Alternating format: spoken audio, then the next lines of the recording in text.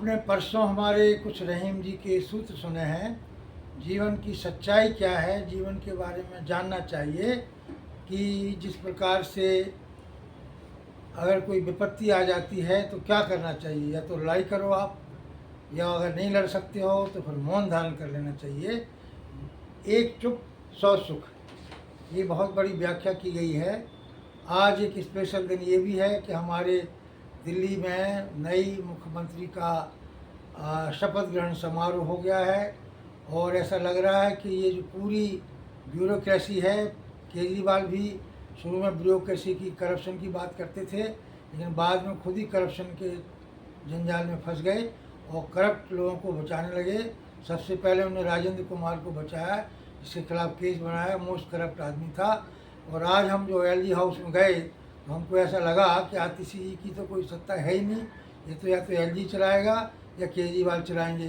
अरे मीडिया का लोग लिस्ट में नहीं भी होता है तो उसको अलाउ करना चाहिए, ये शर्मनाक बात है। अरविंद जी, चुल्लू हर पानी में डूब जाओ, पहले ही तुम्हारे दिन खराब हो गए, अब तुम दोबारा CM शायद ही बन पाओ। हमें तो ऐसा नहीं लगता है कि तुम बनोगे, क्योंकि जिस तरह तुमने ये हरकतें करी हैं ना मीडिया वालों के साथ। कोई भी मीडिया वाला आता है वो ऐसे नहीं आता है कोई सड़क चलता हुआ आदमी आता है, उसके बाद बाकायदा राष्ट्रीय अंतर्राष्ट्रीय कार्ड होते हैं। इसलिए शर्म करो, और अगर ये बात तुम्हारे तक पहुंच जाए तो तुम सब बोलो कि जो भी मीडिया का कर्मी आता है उसको अलाउ करना चाहिए, नहीं तो तुम्हारी सत्ता वैसे ही ख़त्म होने वाली है। करप्शन में तुम लिप्त जरूर हो, ऐसा नहीं होता है। अगर करप्ट नहीं होते आप तो कोर्ट आपको छोड़ देता। कोर्ट ने आपको उल्टा स्ट्रक्चर दिया, आप खुश हो रहे थे कि हम जेल से निकल गए, हम मौज करेंगे।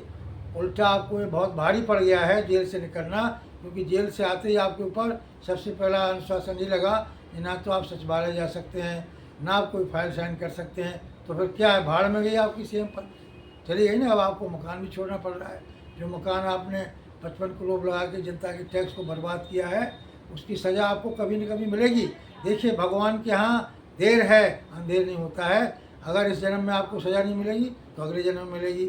आप कोढ़ी हो जाएंगे, अपाहिज हो जाएंगे, यही सज़ाएँ होती हैं। इसलिए मत सोचो, काम करो ईमानदारी से, ठीक है ना। जैसे रहीमन ने किया, रहीमन ने जो है हमेशा ईमानदारी से काम किया है। तो रहीम के सूत्र सुनिए, कितने सुंदर है। हाँ,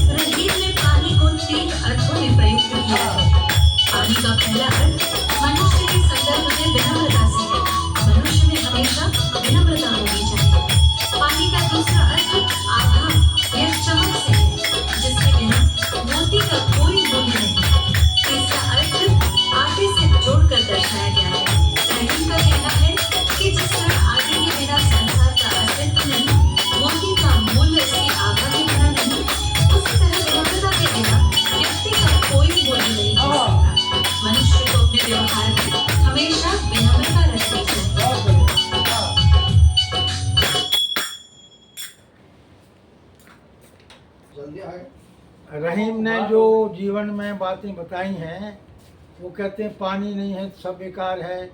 मनुष्य का सबसे बड़ा जो अलंकार है वो है विनम्रता। कुछ भी आ जाए, और आज मैंने इसलिए बोला है कि जो आती चीज़ें आई हैं इनमें विनम्रता नाम की कोई चीज़ नहीं है। इसे बहुत दिन नहीं चलने वाली हैं, क्योंकि इनने अपना पूरा घमंड दिखा दिया है। आते ही पत्रकार लोग आए, उनको अंदर नहीं आने दिया, और करप्शन में सब लिप्त हैं। इनके जितने भी मिनिस्टर लोग हैं कई जेल में घूम रहे हैं, अभी सत्येंद्र जैन भी हैं। लगता है हम इनसे एक ही अनुरोध करेंगे कि आप जिस प्रकार से सत्ता में आए थे, इंडिया अगेंस्ट करप्शन, लेकिन हम इंडिया अगेंस्ट करप्ट हैं। आप करप्शन के खिलाफ हैं और मैं करप्ट के खिलाफ हूँ। जब तक आप ये फॉर्मूला नहीं लाएंगी तब तक आपकी भी वही हालत होने वाली है जो अरविंद की हुई है, क्योंकि आपके अफसर करप्ट हो चुके हैं और उनको इसका चस्का लग चुका है, और ने देख लिया है कि एमसीडी में आपकी 2 साल से सत्ता चल रही है, वहाँ भ्रष्टाचार का बोलबाला बढ़ गया है। बीजेपी के ज़्यादा टाइम हो गया है। तो इसलिए अगर आपको सत्ता में आना है, बिजली पानी के लोग पागल हो रहे हैं, दिल्ली वाले मूर्ख 400-500 रुपये के चक्कर में सड़कों की बुरी हालत हो गई है। आपने अभी देखा था पानी का क्या हाल है, अभी आपने देखा सीवर गंदे हैं।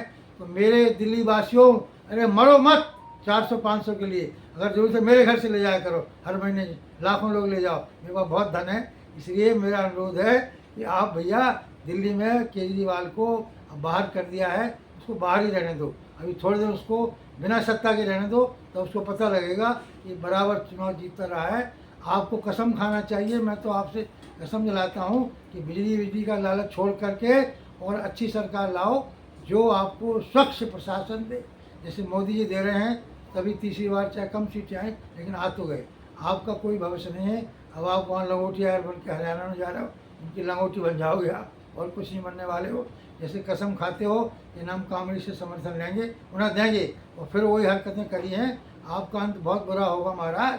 आप मत सोचो कि आप लोग अब पागलपन छोड़ देंगे इस बार और आपको वोट नहीं देने वाले हैं। और अब भी वोट देते हैं तो दिल्ली वालों से नकारा मूर्ख कोई व्यक्ति नहीं होगा जो बिजली पानी के लालच में अपने बच्चों का भविष्य खराब कर रहा है।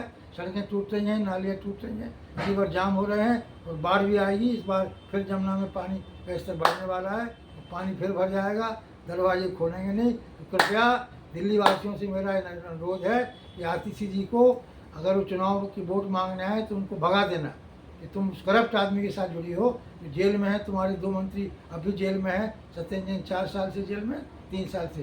कृपया ध्यान रखिए, मेरा यही अनुरोध है। मुझे कुछ नहीं चाहिए आपसे, मुझे स्वच्छ प्रशासन चाहिए। हम मरते दम तक यही काम करेंगे और अगले जन्म में आए तो यही काम करेंगे। हमने सबसे पहला उदाहरण दिया, हम एक चीफ मिनिस्टर के घर में बैठते थे, एक आदमी ने मुझे 25 लाख रुपए दिए, यदि आपने सीएम से मुझे मिलवा दिया है। तो उसने मुझे पैसे दिए, मैंने मना कर दिया। उसने कहा कि आप पछताओगे, मैंने कहा मैं नहीं पछताऊँगा, अगर मैं ले लूँगा तो पछताऊँगा, क्योंकि भ्रष्टाचार की शुरुआत ऐसी होती है। तो प्यारे बहनों और भाइयों, जो आपके पास प्राप्त है उसी का मान लो।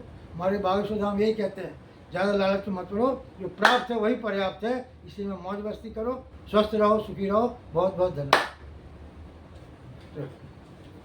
क्या सुन रहे थे?